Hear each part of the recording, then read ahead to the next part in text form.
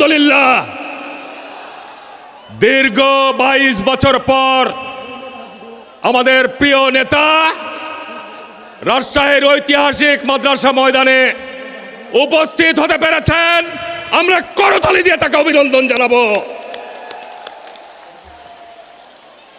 আজকের সভার মাননীয় সভাপতি, রাজশাহী গ্রেটার রাজশাহীর মাননীয় সংসদ সদস্য প্রার্থীগণ, মাননীয় চেয়ারম্যান, প্রিয় উপস্থিতি, মাদক হচ্ছে দেহের জন্য ক্ষতিকর, আর জামাত ইসলাম হচ্ছে ইসলামের জন্য ক্ষতিকর। প্রিয় উপস্থিতি, আমি জামাত ইসলামকে জামাত ইসলাম বলি না, এরা গুজব পার্টিতে পরিণত হয়েছে।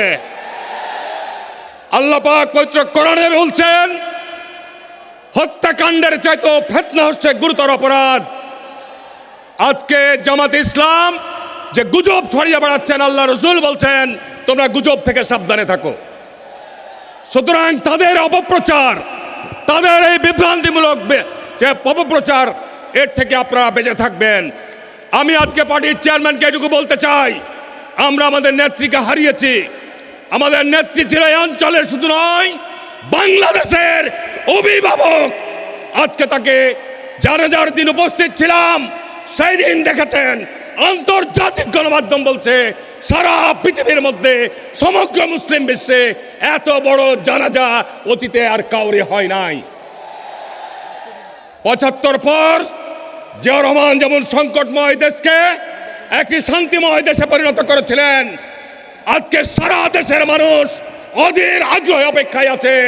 ইনশাল্লাহ তারেক রহমান জিয়াউর রহমানের উত্তরসূরি হিসাবে বাংলাদেশের এই সংকটময় সময়কে অতিক্রম করবেন ইনশাল্লাহ।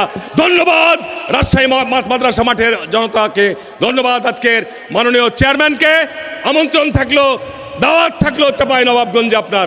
ধন্যবাদ সকলকে। আসসালামু আলাইকুম রহমতুল্লাহ।